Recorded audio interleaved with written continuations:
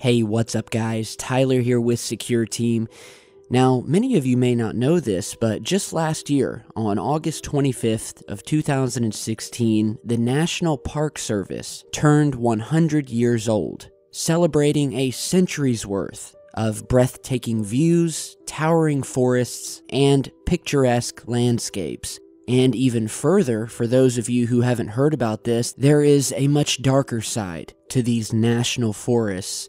And today we are going to touch on a subject that is so mysterious, that is so unsettling, that after hearing it, you will likely never step foot in a national park or a forest ever again. So in today's video, after numerous requests, we are going to touch on the subject of the thousands of unexplained disappearances currently happening in our national forests, both in the United States and Canada, and really all over the world when you really start to look at the stats. Now, many of you may have heard of a man by the name of David Paulides, and if you haven't, let me give you a little bit of a background on him.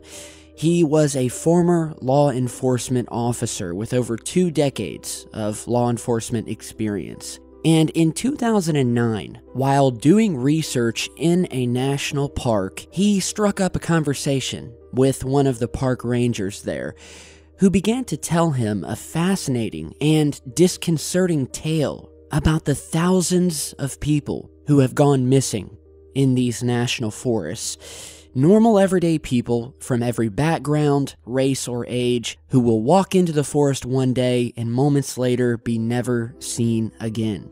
And so, of course, this sparked the interest of Mr. Paulides. And what was even more unsettling was that the park ranger he was speaking to indicated to him that there was nothing much being done about this. And so on that day in 2009, Mr. Paulides began his journey of attempting to find out what is causing all of these people every day and every year to go missing. And so he started doing research. He started calling around to all of the various 50+ national parks, scouring through old newspapers for records of disappearances. And what struck him was not only the sheer number of these mysterious disappearances, but the fact that the park rangers and the National Park Service was doing nothing about it. And furthermore, were not even keeping records of these disappearances. Mr. Paulides was once quoted as saying that people disappear in the wilderness all the time, but we're talking about something different here. These are unusual things that don't make sense, and that happen to cluster together in 3 or 4, sometimes as many as 20 to 30 people missing from one location. The individual cases are strange enough, but stranger still were the reactions of federal agencies when he asked for public records. Since even small police departments keep lists of missing persons for their jurisdictions, he figured that a large federal law enforcement agency, like the National Park Service, would do the same. And so when he requested documents through a Freedom of Information Act request, he got a response back that, quote, "We don't keep lists of any missing people." He states that the response from the federal government was not only a no, but a hell no. And so that's when he started putting his lists together that he discovered of what appears to be over 30 clusters of disappearances in national parks or forests, cases which meet a narrow set of odd characteristics. For instance, the people who vanish often do so under the noses of other people, with many of the cases being that of kids who have disappeared while with their parents. And what is so strange and unsettling is that in many of these cases, these children will have been found a phenomenal distance away from the area that they originally disappeared. Some other strange characteristics about these disappearances is that in many cases, never a trace of any of these individuals will be found, but their clothing will be.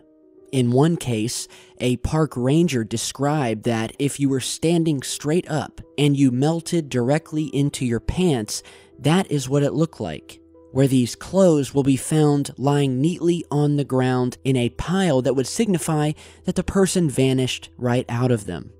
Many of the missing also defy normal search and rescue practices, with bodies being found in places that are all but inaccessible, and in other cases are found in the open, in areas that have already been repeatedly searched earlier. And so today, in the spirit of the Missing 411 book series, I want to share with you guys some of my favorite and really the most unsettling and mysterious disappearances that have occurred in the national parks throughout North America. The first of which being the anomalous disappearance of Joe Keller. Now, Joe Keller was a young guy who had gone on a trip with two of his friends to celebrate his birthday and had visited a Colorado dude ranch where his aunt and uncle lived and worked. And unfortunately, that celebration never happened, where on June 23rd, the day before he turned 19, he disappeared during a run on a well-traveled trail. And by the way, Joe was a competitive runner, open water swimmer, and obstacle course racer, so he knew what he was doing. And he was also running with his friend at the time, so they had only gotten separated for a few moments when Joe was never seen again. A massive search ensued with over 15 dogs, 200 people on foot and on horseback, an infrared-equipped airplane flew over the area, a $10,000 reward was posed for information, and they didn't find him until a year later, when a pile of remains were found, DNA testing was done, and it did indeed, sadly, turn out to be Mr. Keller. We have the case of a man by the name of Dale Stelling, who in June of 2013 went for a hike in Mesa Verde and was never seen again. An exhaustive 2-week search was set off that included as many as 60 rescuers plus helicopters whose efforts unfortunately came up empty. In 1991, a Boy Scout went on his very first overnight camping trip with his church in the San Bernardino National Forest. 12-year-old Jared Negrete was with 5 other scouts and their troop leader when they left the camp to climb up a high peak. Jared fell behind the group, with differing reports having him either wandering off the trail, falling behind, or stopping to tie his shoe. Whatever the case, he was never seen again. Rescue teams as far west as Malibu searched around the clock, eventually turning up Jared's backpack, some candy wrappers, and a camera. Of the camera, 12 photographs were developed, mostly containing landscapes, but the last one was of Jared's eyes and nose, taken after he went missing.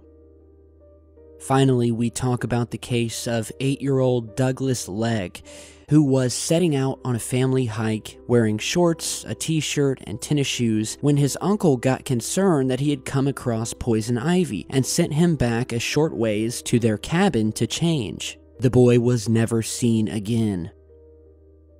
Then we have another case of a boy named Kenny Miller, who was a developmentally disabled boy who disappeared in 1992 when hiking in the Sierra. Now, what's very interesting about this case is that although the boy was 12 years old, it was said that he had a mental capacity of that of maybe a 4-year-old. And so when he disappeared, once again there was an exhaustive search, where later they actually did discover his body. What was strange was that they found it at the very top of a rocky mountain peak, standing at some 10,000 feet elevation. And so the question was, how was it that this severely mentally disabled young boy could have reached and been found in such a faraway and high up part of the mountain? And so these are just a few of the thousands of mysterious and unexplained disappearances that occur every day in our national parks. And we're still no closer to finding the culprit. Now, of course, people go missing. The national parks can be a dangerous place. But as Mr. Paulides found out, there is something that is just not right here. Something is being covered up.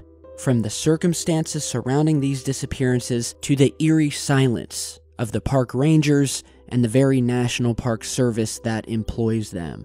So if you guys would like to know more, do check out the Missing 411 book series, Let me know what you guys think. Have any of you guys had your own strange occurrences in these national parks? And what is your theory as to what is going on here?